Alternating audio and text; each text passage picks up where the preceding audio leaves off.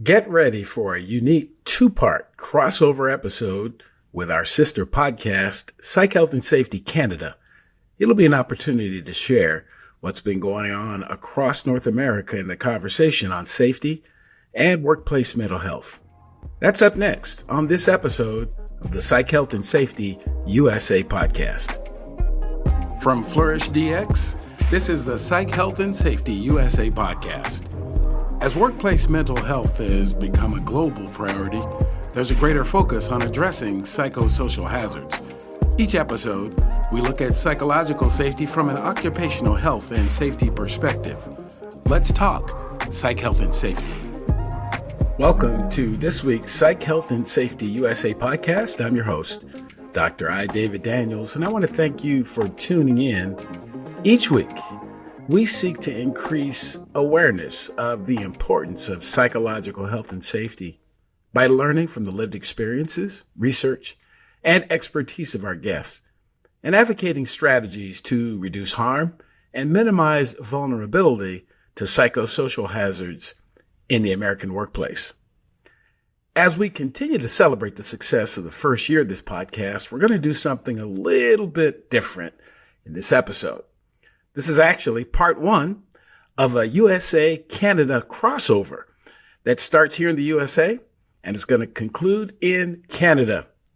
It's also an opportunity to introduce to both podcasts the respective audiences in both countries.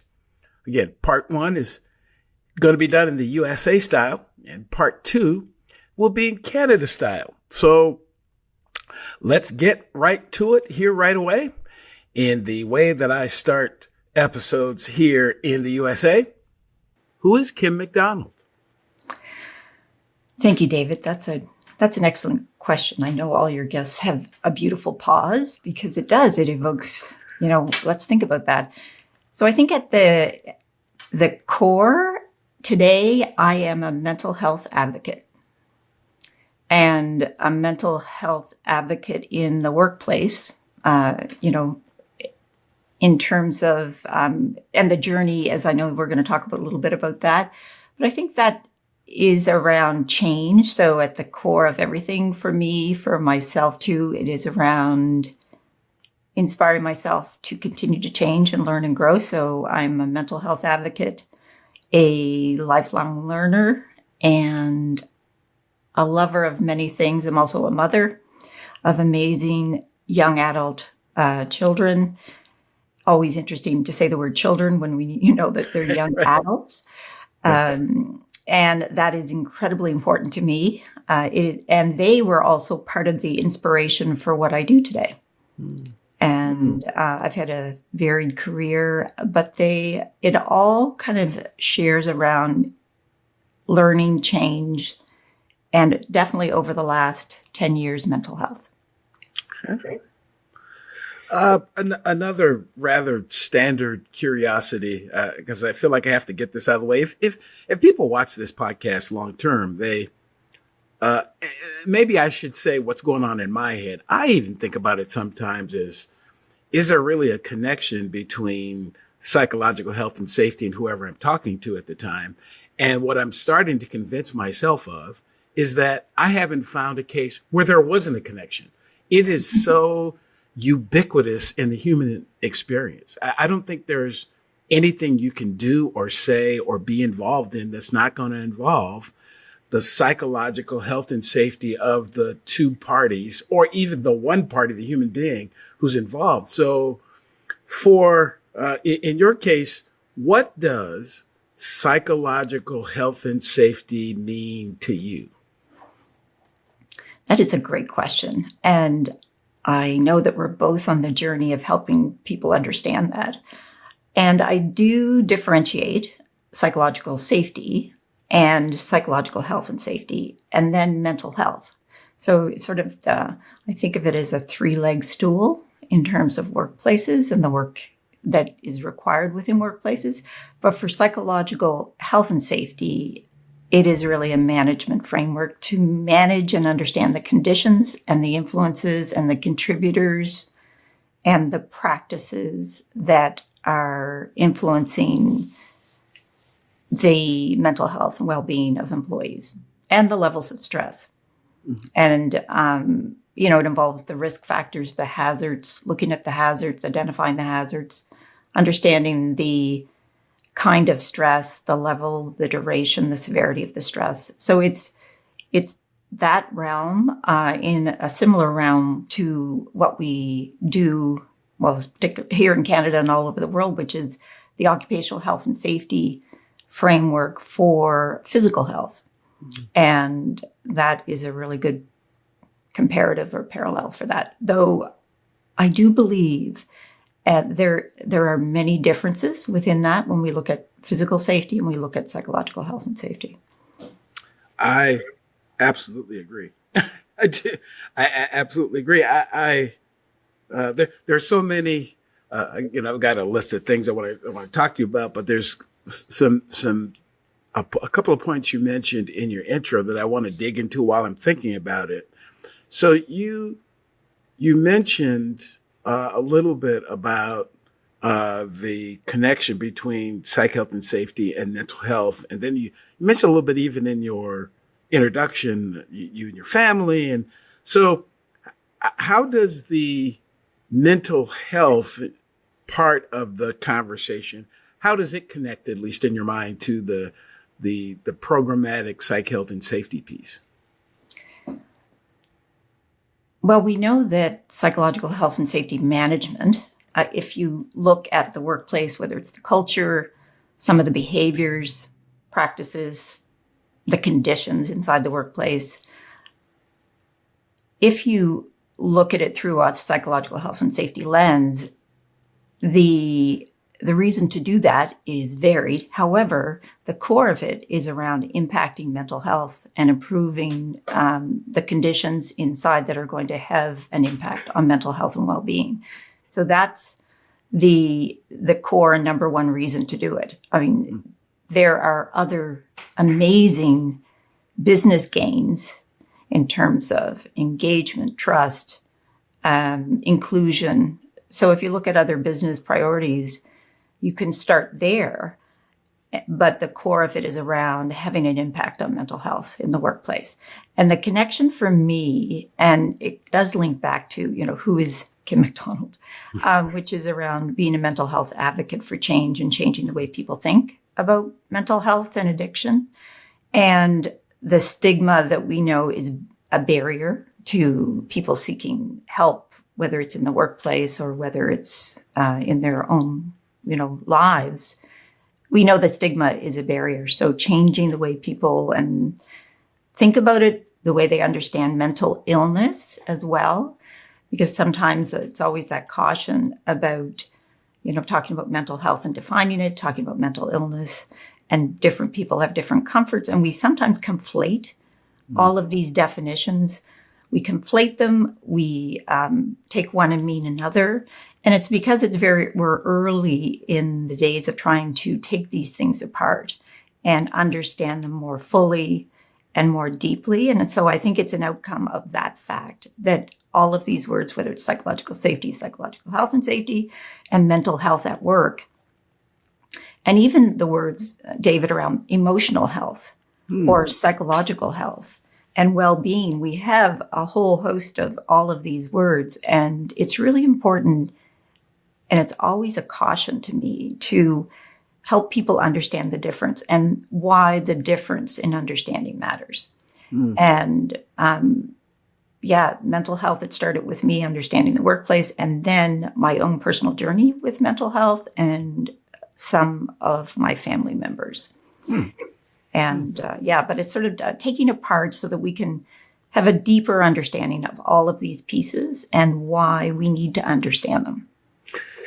Yeah, I again, another point that you raise is this issue around stigma, which I think it's interesting to think about the difference between coming to work and I had this conversation with a previous guest, coming to work and being exposed to a chemical that makes it difficult to breathe, and folks recognizing that because of that exposure, you're going to have some, the need to have a respirator now, because we didn't even know the chemical was here. But now that we know, we have to have a respirator, which means we have to fit test you. We have to do a bunch of stuff and have to make sure it fits you and all that type of thing. And going forward, we have to make sure that this person, and some of this is, kind of personal for me, having my background in fire rescue, is that we take a particular physical hazard after people are exposed. And once it's brought up, we tend to spend a lot of time trying to fix it and trying to make it better. But when the same thing happens from a psychological health and safety perspective, from a psychosocial hazard exposure perspective, it's like, well, that wasn't as visible. We didn't see it. So we know that the worker was robbed at work, or got into a altercation with someone, or had domestic violence at home, or had, childhood trauma. Or we know this. We know it because of the conversations, because of the documents we have available to us. We know this. But then we think it'll just get better. If we don't say anything about it, if we act like it's not going on, it'll just solve itself. Absolutely. And that, I just find that so interesting. And the differences between what's going on there in Canada, here in the U.S. At least in Canada, you've taken the time to write down that it's a concern, and in the U.S., we barely want to talk about it at all. I know it's difficult. Every jurisdiction is so different in terms of the sort of the pathway to some of this. The good news is that whether we start to talk about mental health at the individual level, we start to talk about the workplace, and we know that workplace leaders talk about culture and are comfortable talking about stress and the stressors. And so there's a potential for an entry point in a lot of places that feel a little safer, and maybe that's their own comfort level. And those are really wonderful and legitimate places to start. And then you can explore some of these other things as you learn more, because we know so much more today than we did 5-10 years ago. Okay. That bias around, and it's a bias about the physical safety and how much attention and significance and rightly so, that a workplace would do on a particular chemical or physical hazard. And then we struggle, and workplaces are struggling to figure out the why, how, what. All of those questions we're still fairly early in it, trying to help people, whether it's a moral question of an organization that really does have espoused values about caring and going beyond their legal minimums for psychological health and safety, and don't know quite what's the window to open to start that. That is a very fair and reasonable place for organizations to be, because of where we are in this whole, in the world, in terms of taking these things, figuring out how it does fit, and what to do with it all. The bias around, it's very concrete to think about this very simple. Here's a simple example. I left a bucket in the hallway, and that maybe there's a Josh committee that's going to come along, and I've done it 4 times. I didn't put the bucket back in the closet, and maybe they write that up. My personal identity about the fact that, yeah, I absolutely shouldn't have done that. And I do understand safety, and I am very positive about it. And I did that. So, but my identity is not really touched when maybe the safety officer or the committee comes by and says, Kim, you've got to stop doing that. You got to put it away. Here, I'm writing this up, whatever it is, because it was a hazard. Yes, obviously a low risk there, but it's I could have left a ladder in a hallway. I could have, it could be in like a building. It could be some other kind of thing. But I recognized that I needed to do something different, didn't do it. But when you write me up, my personal identity is not touched at all. That is, I can separate that was a behavior I did, and I know better. But when we start talking about practices and behaviors and that have an impact on the workplace. Either it's going to eventually touch the culture because you have created a new cultural norm, or a leader or a manager whose behavior unintentionally, with giving the best grace we can to everyone, unintentionally didn't understand that behavior over time is having an impact on work-related. It's now become a work-related stressor. Because I chose and maybe have been practicing in a certain way and leading and managing effectively with a certain behavioral tendency and practices. And that is much closer to my identity than that behavior around that physical hazard or risk.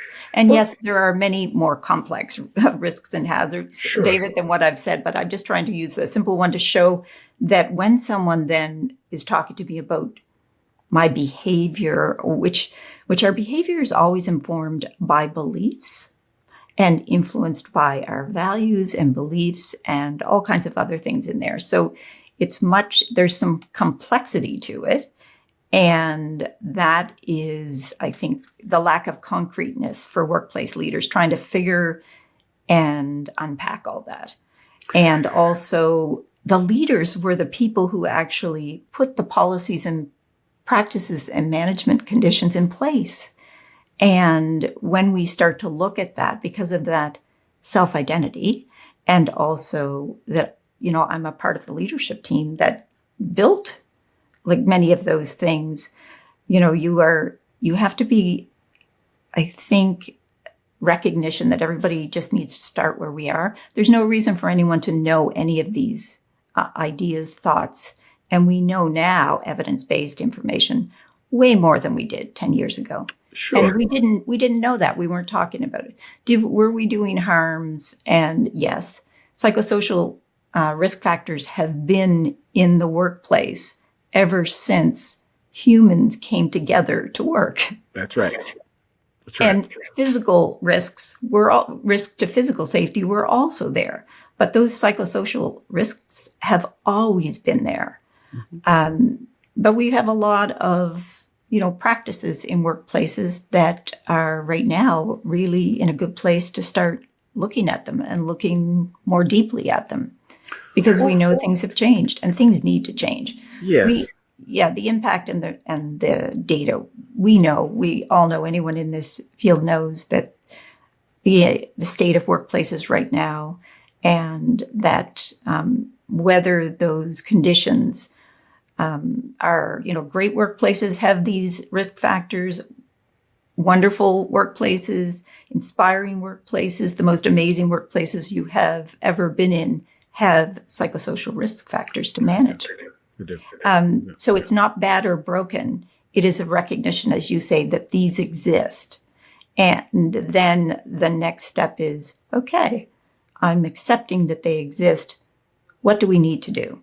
And for our context, what do we need to do? So in your discussion or your example of the mop bucket left in a place where, so that's a slip and trip hazard. A person could slip on the water, they could trip over the bucket. Exactly. And interesting how when that happens, someone goes to the person, someone hopefully moves the bucket and doesn't just leave it there. Someone goes to the person and says, oh, don't forget, you kind of left that bucket out there and we'd rather you not do that again. It's interesting how when we talk about that physical hazard, we don't think that people necessarily take that as, or people don't generally take that as, well, I'm a bad bucket person. I just left a bucket out. And I find it interesting that people take these other things, and let me use another example. The one that, comes up early for me is role ambiguity. So I was hired into a role and there wasn't a job description. So why does that make me a bad person in terms of the role, or the HR person a bad person because they didn't update the job description? It really is a system in both cases. It's not you or me. It's a system that would allow someone to be hired, compensated, and I guess we're going to even evaluate their performance based on no standard. It's based on, then that puts me as the supervisor like, well, I don't really know what you're supposed to do, so I think, puts you as the worker to go like, I'm not really sure what I'm supposed to do. What do you think?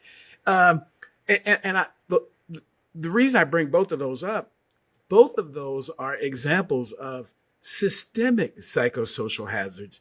They are not a reflection on either person. It's not a reflection on the person who did it or didn't do it. It's a reflection on a system that lacks the kind of structure that it needs to be safer, just the way that we need to have, if we've got, some chemicals, we need to have them physically separated by, you see what I mean? So, and I think some of this is a part of the challenge we're having is that somehow psychosocial hazards get put in a category by themselves. Oh, they're different from the others. They're only different in that you can't see them as easily, but you can see them as well. You really can. Absolutely see them. If you're paying attention and if you're looking for them, if you're simply looking for, do I smell smoke or see chemicals on the ground, you're going to miss the emotional part of it. Absolutely, David. I think, it's a little, there is nuance to it, but it's a learned competency. Like it is a competency and a skill to, I liken them to meta skills. So meta skills are the most amazing skills to me. I think they may be my favorite. Okay. Of all the skills, I like them more than soft skills and hard skills, though don't get me started on soft skills. Because soft skills, there's nothing harder than what we, as all of us as employees and organizations have, seen as the soft skills, emotional literacy, emotional intelligence, having courageous conversations with people to tell people like honestly what's going on, all of those kinds of things. But the meta skills, these can absolutely be learned, and they are the kinds of skills that help you, by definition, they help you learn faster and adapt. So they increase your adaptability and your ability to learn new things. So they are, my interpretation of it is, meta skills actually create great psychological flexibility. And that as a skill, that's a competency that has a whole bunch of skills that can, roll up to it. And one of them is your skill at curiosity, noticing, and observing. And so that can be learned. And so we can make it more concrete for workplace leaders and help with that, what's concrete in occupational health and safety. That is that physical pieces, whether it's a mop and bucket or whether it's something more, obviously risk, heavy. But we can make these much more, and by thinking about it a little bit differently. And you can either reframe it, which is a really good, also a great skill, and I consider reframing a meta skill, or curiosity and observing and noticing. And we can build skills around that. And then, like any new endeavor, there is a fundamental body of knowledge that is, has been built and absolutely is still evolving. And one of the reasons I got into this work was because of my lifetime love. And back in the very early days, I wanted to be a teacher. I wanted to be a teacher in the public school system. But then it morphed into a background in communications and public relations. So that was, and then a very early journey into evidence-based work. And the learning that is possible is required. It's possible and it's required. So there is a certain piece of that. And my interest in starting 13 Factors was around focusing on the workplace learning that can create the conditions so that those next steps can happen. And obviously we do all pieces now in interventions, but that was the sort of the origin story of it, which is around how do we figure out we can help with competence building and skill building, very specific ones through a psychological health and safety lens that are specifically around that. And, it's not that it's difficult, but there is some complexity, in there. And every workplace also has its own context. It does. And so there isn't a one, as I say, there is a body of knowledge, and then, we're all learning. We're all learning as we go and learning different things. And as the host of Psych, Health and Safety in Canada, I am learning so much from the guests. And it's been, it hasn't been as long as you have had at it, which is an amazing year. Right. But it's such an interesting piece to see that this very specific area also has so many other specialties within it that are all related. So there is, but I do think it's just reassuring that there is a way forward, and you also don't have to boil the ocean. That's an expression, yes. Which is because it can be overwhelming, even in the Canadian context, with the Mental Health Commission of Canada's the national standard for psychological health and safety in the workplace and the 13 factors. Yes, that's why I named the business that. There's a lot of really amazing information. And for whether you're a safety professional or whether you're in HR or a workplace leader or a leadership team, executive team, there's so much information to try to figure out what does that mean for our workplace. Right. And so, yes, we need to figure that out. As a workplace leader, you need to figure that out. But there's lots of help now, and more people are, know the way forward. But to be specific and sort of making some micro changes have huge value. And yes, we don't have to boil the ocean. Well, yeah, we don't have to boil the ocean, but how would you boil the ocean? One pot at a time. Exactly. You just scoop out a pot. An elephant. I think there's like something. How do you eat an elephant? Yeah, which is obviously gross, in so many ways. However, one bite at a time. I don't know. It's yes, exactly, David. Yeah, that's exactly it. So let's dig a little bit into that origin story around becoming the host of the Canadian equivalent of the Psych, Health and Safety universe. So I understand there's certainly some connection to our mutual friend Mary Ann Bayton, but talk a little bit about how you ended up hosting the show up in Canada. Yes, it is absolutely around our mutual friend Mary Ann. So as you do when you're in this space, you are always looking to see who else is there and what they're doing and what they're, who are the influencers and the leaders and what is the innovation. And my interest is always because I had worked for about 12 years with technology-based companies and innovators and startups. And so I'm always looking for the innovators and the early adopters. And Mary Ann came into my into my world and my space. And then I was like, oh my goodness, what is she doing? And then I saw that she was the host of the Canadian Psych, Health and Safety podcast. And she came to Halifax. She was coming to Halifax as another part of her work, doing a session on psych health and safety. And I thought, oh my goodness, that's amazing. I get to, see her in action and all of those kinds of things. So I went to her session and we had an opportunity to chat and stayed in touch. And then, I started to listen to the podcast myself and thought, oh, wow, this is an amazing group of guests, and they're all so interesting and also different. And having conversations with her and then Jason at Flourish DX, and here we are. Hi listeners, Jason here. We hope you're enjoying this latest podcast episode. Now, if you're like Joelle, Alicia and myself and enjoy learning from the best, then the Flourish DX Academy is for you.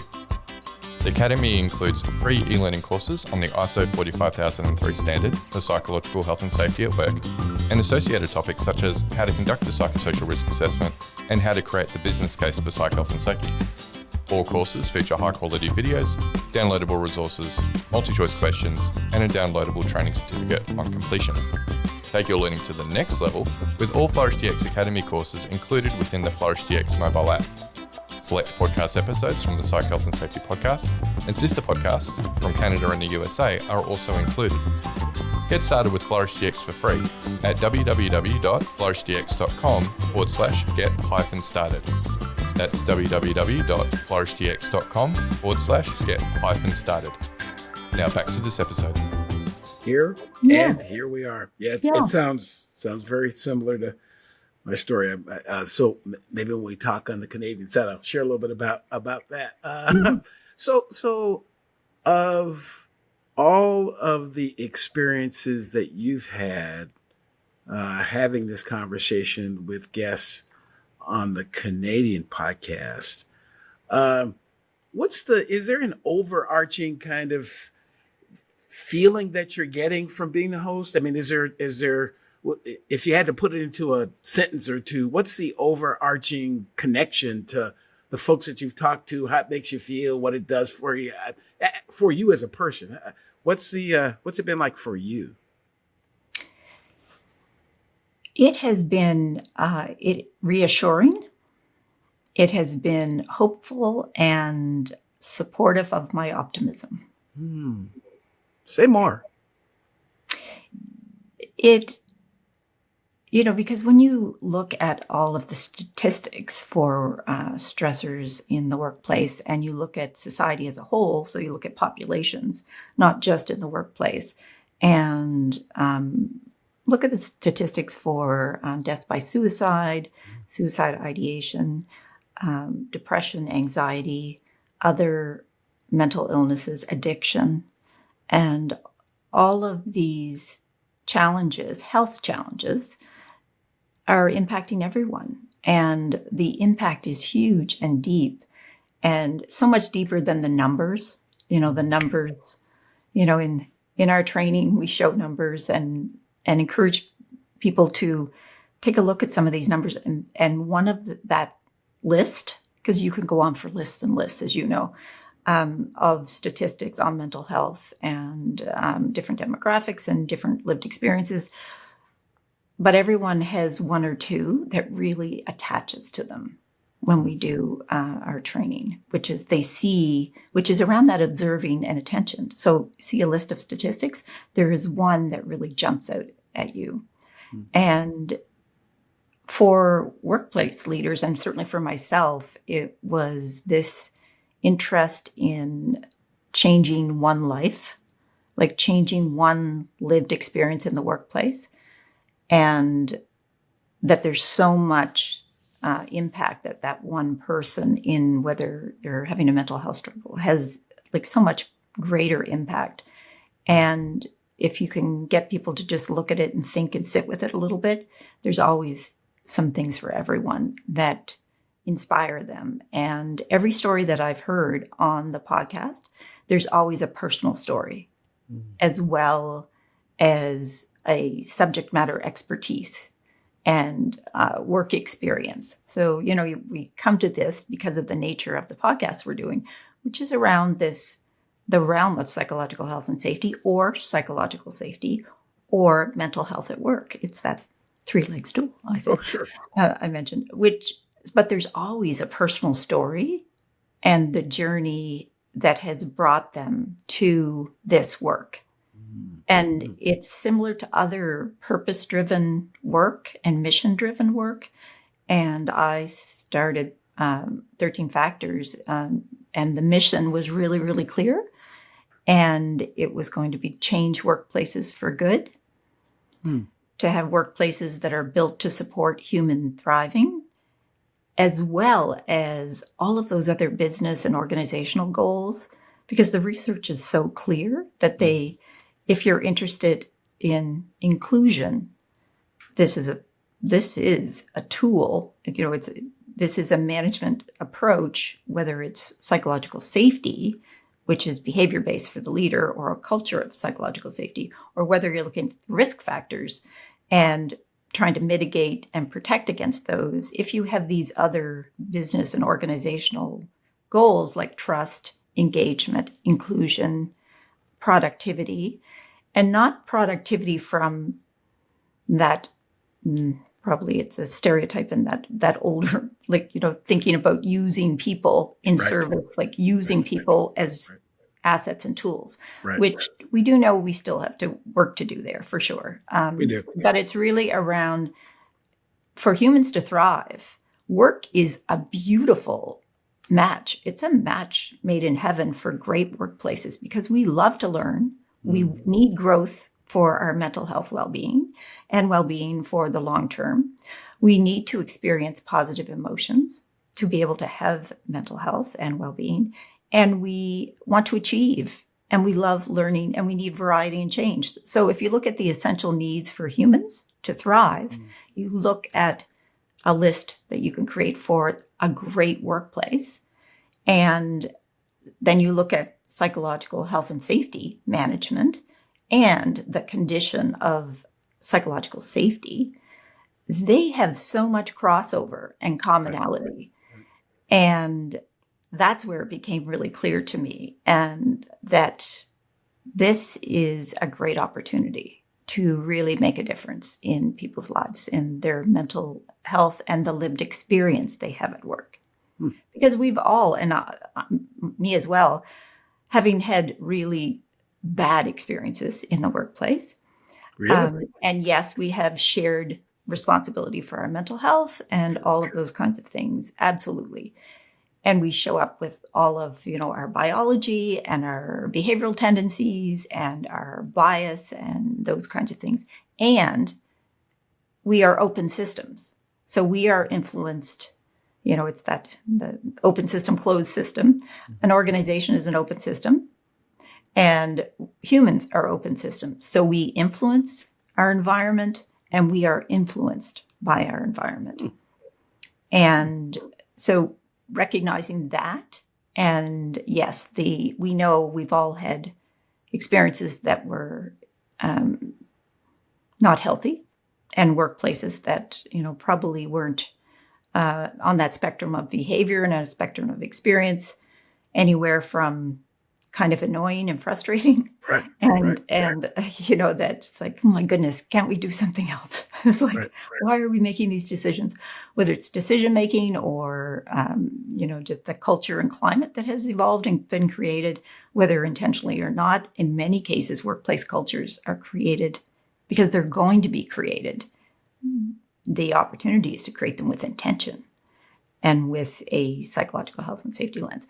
But that whole spectrum, we've all had it, and I have lived it and been influenced by it, and went through burnout and very difficult work experiences, trying to figure out how to navigate, and also not being well during it. And even to the point of trying to figure out how I could, and this was a little bit before where we are today, David. So where we are today, it's still, I always suggest to people to be really thoughtful if they're going to disclose things in the workplace. I would love to think it's safe to disclose mental illness, addiction, any other challenge that we know still has stigma attached to it. And it's because I want people to think very carefully. Everyone needs to decide and figure that out for themselves. But we know there's still risk, and there is risk from that's a whole different conversation of risk. Yes. But this was a few years ago. So this is like I guess more than a few years ago. But it was, and we know more now. And I am a avid researcher. I'm not an academic. I am that translator in between peer-reviewed, published academic research and the translation of it and application of it in the workplace. So that's kind of the sweet spot with, trying to figure out where do I fit in this to be able to make that change for good in workplaces. So that was my, plus it's all around leadership influence. And I had the opportunity very early in my career to teach at Mount St. Vincent University here in Nova Scotia, and also the Nova Scotia Community College, which was, again, these themes in everyone's lives that always come up together, which is around learning and teaching and sharing, coaching, helping to inspire change. That, everybody has their own set, and those are probably some of mine. Yeah. So, I just think everything happens. And then for me, it was the convergence of things, my own struggle in mental health, my own deep learning and education around culture, influence, about humans at work, organizational behavior. So really a deep dive into productivity and how good that can be, that in the workplace when you have that achievement and being able to be satisfied with whatever piece you're working on. And it's because humans love that. Like whether it is creating an article like about, a subject being someone in the media or something else, it's like, I did really well there. That was really good work. Whatever my strengths are, like whatever that strength is, I really did an amazing job cleaning that OR today so that those surgeons and anesthetists and nurses can go in there and technicians and can do what they need to do. Okay. And that's the pride. I think we have pride in that kind of achievement. So it's like that whole spectrum. It's so that everyone can show up really well at work and use their strengths to the best advantage. So now being in this for, the period of time that you've been involved.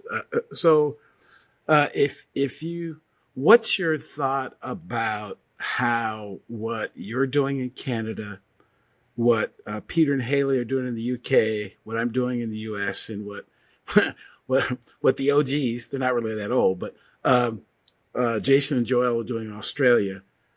What do you think, what is your guess about what the global impact of these podcasts can be someday? If we keep kind of going to where we're going, what's your thought? I mean, I like having these thought experiments about, what this might look like, 5 or 10 years from now. So what's your thought about the kind of impact that this global conversation about psychological health and safety, what do you think it could produce? I believe it's going to produce a understanding of psychological health and safety and what influences mental health at work to the same depth and degree that we now understand other subjects. And then we will have more people understanding, and it won't be at the early adopter.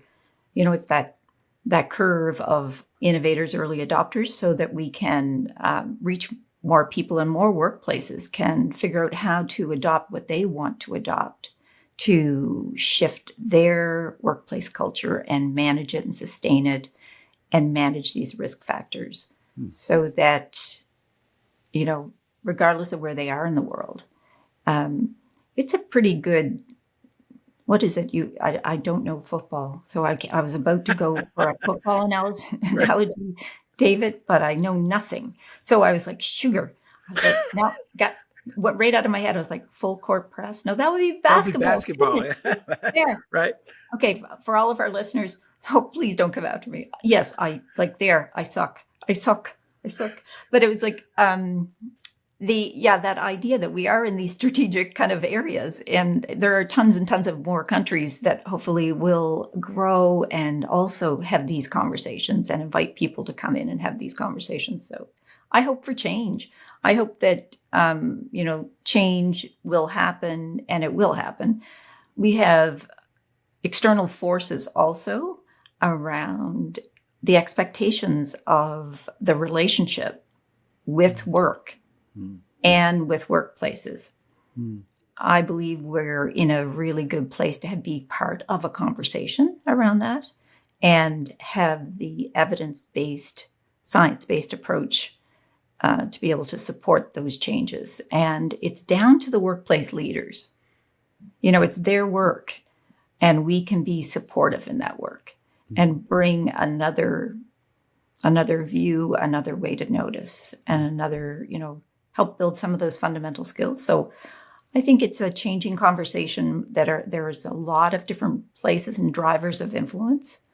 And the beautiful thing is that the conversation for mental health is, I'm hoping that it continues to be richer and deeper, and then it becomes the norm. Mm. being part of becoming the norm, so that whole human first voices for inclusion and engagement, all of those pieces that different leaders are helping to move forward, that we're a piece of it for the workplace. Right, right. Well, as I think about this topic globally, I'm absolutely convinced that psychosocial hazards are the singular hazard that impacts every human being on the planet, every single solitary one. It can't necessarily be said for chemical hazards, because there's some places that, that the chemicals that exist are in their natural state don't really affect anybody. So that's not really an issue. I mean, there are other things that do affect us, but it can be argued that the effects of, climate change affect different people in different places on the planet differently. But this whole, this conversation about psychosocial hazards and the risks associated, they affect everybody. They affect every single, and they also will help us address a lot of the others, because underneath it all, Chernobyl, there was a psychosocial hazard root to what happened at Chernobyl. The Challenger, there was a psychosocial wars underneath it all. There's a psychosocial root to most of it. The inability to, address conflict amongst people. It's fundamental to human success, in my view, that folks understand that psychosocial hazards exist, but they don't have to ruin us. Just like chemicals don't have to ruin us, there's a way to identify them, to know that they're there and how vulnerable the person in proximity is, and to mitigate them. And for some of them, because they're going to be there anyway, how do we protect people and be prepared to respond? I just don't see it as so different from the other physical side, but I just think we're just scratching the surface. And again, certainly led by the conversation there in Canada and in the UK and in the US and Australia, particularly that's, at least in my view, the three places around the world who've taken the lead on this topic. And I really believe that here in the US, we can catch up quickly because of the work that's being done in other places. It is the wonderful thing is that today we are much more connected to so the countries that you just referenced. There's so much stronger understanding and connection between, what's happening in Australia or what's happening in France or what's happening in the UK or the US or Canada or China. That's the beauty of the connection and the links that we have, that we are a lot closer than we've ever been. And so I think that the speed of learning is available to us. And the other great and wonderful piece of this is the change, as I mentioned, in that relationship with work. So, I started out my career in strategy, business strategy, and then communications and marketing, and always looking at, the conditions and what's driving change, whether you're trying to figure out export strategy or product growth or innovation or whatever it is. So the drivers of change are similar everywhere in the world. And that is, because of populations and the changes in the Generation Z and millennials and, let's say progressive boomers and progressive Generation X's, traditionalists, whoever, and the next generations to come. That is an incredibly important part of that, which is that relationship with work. And what work means to each person. And yes, there's always been variance for workplaces. So we have to understand that the differences and take differences and embrace differences more wholly in the workplace. But the human condition, as you say, absolutely. So psychosocial factors, it applies to every workplace because where humans are. And until, we are overtaken by by all of those that are innovated in AI. we will always, be a piece of that. So for those workplaces that are either looking at their the employees who work there and who they would like to have work there and are trying to attract employees from retention and also recruitment, or as they are looking to figure out, well, what do people need in terms of benefits, like, very way down to some of those operational conversations. There's a lot more change to come, I think. And as you say, there's more change to come. I agree. And the common backbone is about whole humans, that leaving our emotions at the door. And we know how poorly that showed up at workplaces where people struggle with that. And I think that's a piece of some of the outcomes we see where people were trying their best to do that. And it's like anything when you're trying to resist, feeling something, or when you know that something, is challenging. And the more you resist, eventually you can't. It's going to stop you. And that's why people go on stress leave, because they are resisting. People are trying to do their best job. And I do believe that people are the best. People are the greatest. Aren't they the greatest? And then we say, oh, people are the worst. It's like, So, people say, oh, if not for the people, it would be a fantastic place to work. But that's the complexity of it. And accepting what is right now is part of the solution. And acceptance is so difficult, even individually. It is in your life, and you're in a new circumstance, and you're like, oh, I don't want that circumstance in my life.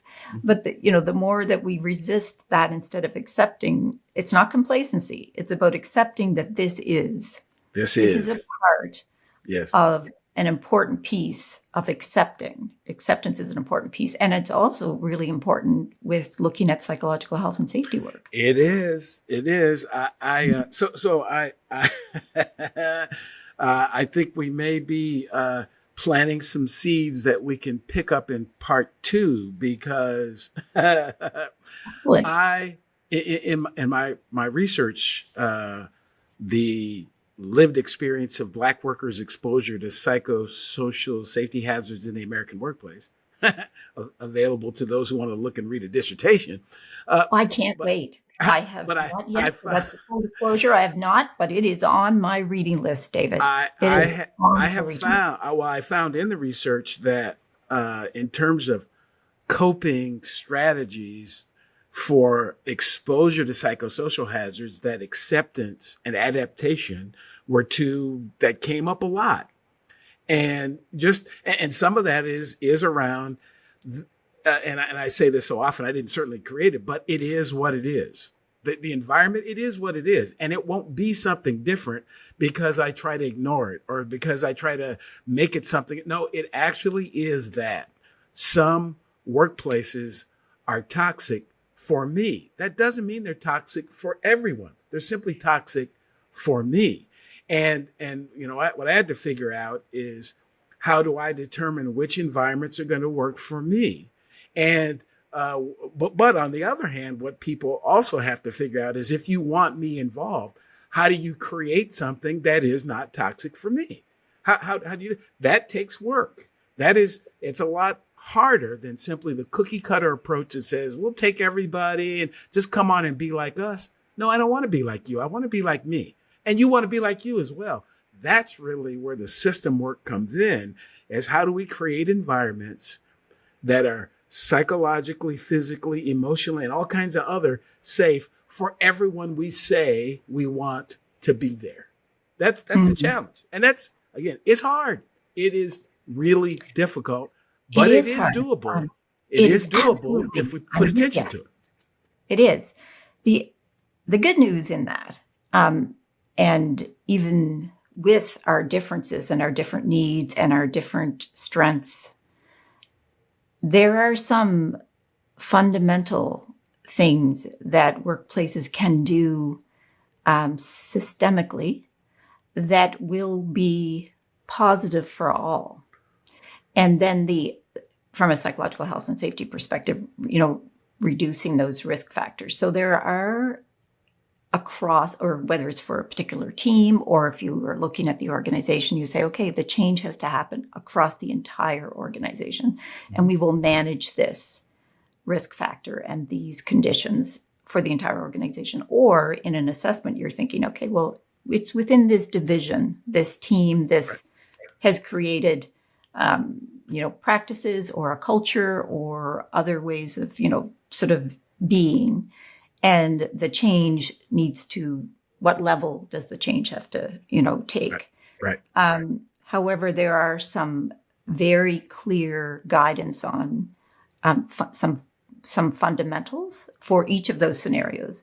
And then there is context to add to the top of that. And then you can look also as a workplace, appreciating each person as an individual and their needs, their strengths. Right. And if you are considering the psychological demands of the job, or, that obviously having that good match of the person and their strengths to the requirements of that job is a risk. You are actually managing the risk by ensuring that you are putting the right people in the right jobs. Right. And so that they can thrive and achieve all that they want and find the joy in their work and find the level of productivity they want so that they can have those positive emotions. Absolutely. So that's kind of there are some common, the fundamentals, and then there's this next layer, and then there's the uniqueness of each person. Absolutely. And absolutely. It's kind of that combination, if we could think of it as a recipe, it's sort of that kind of idea of a recipe or looking at it, this 3-part story. I do love threes, David. I obviously love threes. Well, but I think it's for humans, it's also easier for us when we think mental models, like the model of 3. Sure. Mental models are really helpful in this work too. They are. It really helps our brain function. So here's what I'm going to do. I'm going to take a pause and invite folks that are listening. So if you're watching this episode on the Flourish DX YouTube page, please do like, subscribe, and share with your friends. If you're watching or listening the podcast for the first time, welcome. You've tuned into something is kind of unique.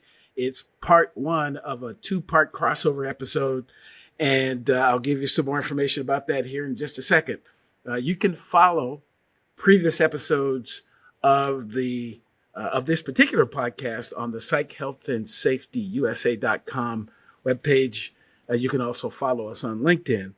But if you want to pick up this conversation, I'm going to invite you to look for Psych Health and Safety Canada. Look on LinkedIn for Kim MacDonald, and you're going to have opportunity to pick up this conversation because this is really the first half, and there will be another half, and Kim's going to pick up the baton there and talk more from the Canadian perspective on this same topic. But it's been a pleasure having those of you again who didn't even know that you've been listening to this thing in the U.S. and didn't know we were part of a global system. Well, yes, we are. Mm-hmm. And so I'm going to use that, though, as an opportunity to take a pause on part 1 and invite you to join us in Canada, but also join me on the next episode of the Psych Health and Safety USA podcast. And thanks very much. We'll see you very soon.